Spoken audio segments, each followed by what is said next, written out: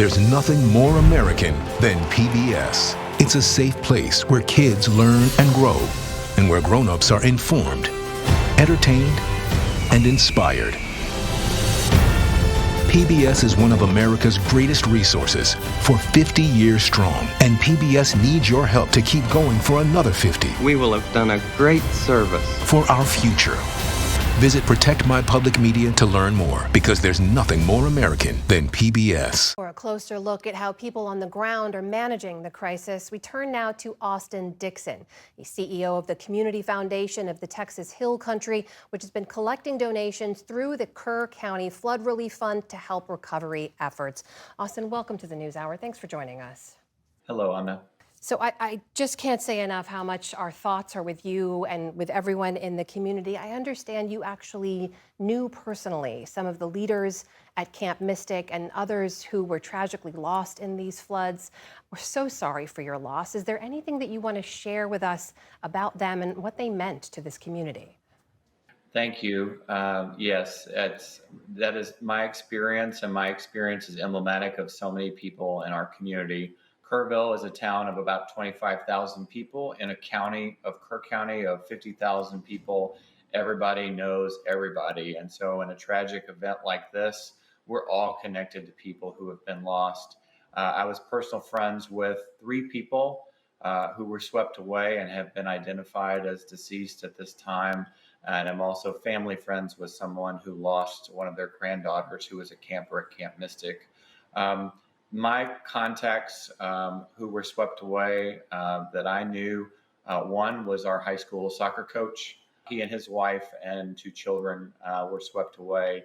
I also worked very closely on many projects with a pillar of our community, Dick Eastland, who was an owner and director of Camp Mystic, who died during the flood, saving girl campers on his property. And I also knew Jane Ragsdale, who was the director and owner of Heart of the Hills Camp, another summer camp in the Hunt area. These folks are just a few of the names of people who have died. Pillars of the community have given their all to our area and to Texas, and ultimately lost their lives in this flood.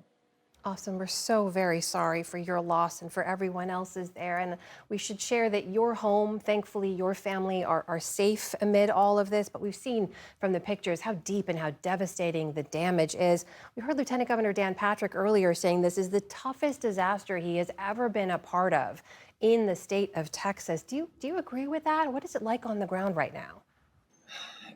Words are hard to find to describe what it is that we're seeing. And so the Lieutenant Governor has a broader sense of what he has seen in our state, certainly, than I have. I know that I cross the Guadalupe River multiple times a day between work and home. I know that I kayak on the river. And like many people, I woke up on the 4th of July with in-laws in town visiting, with plans for a barbecue and board games and a fun day. We were thinking about actually maybe going down to the river because, it was mild temperatures and everything changed. And now the devastation is something that, it looks like something from a movie. We've got over 20 miles of downed trees throughout the river floodplain. A lot of these trees are called bald cypress trees. Some are 200 years old, very, very thick and beautiful, and they've been snapped like twigs. We've got refrigerators and washing machines, cars, boats, all sorts of stuff that is stuck up in the trees because the water rose so high.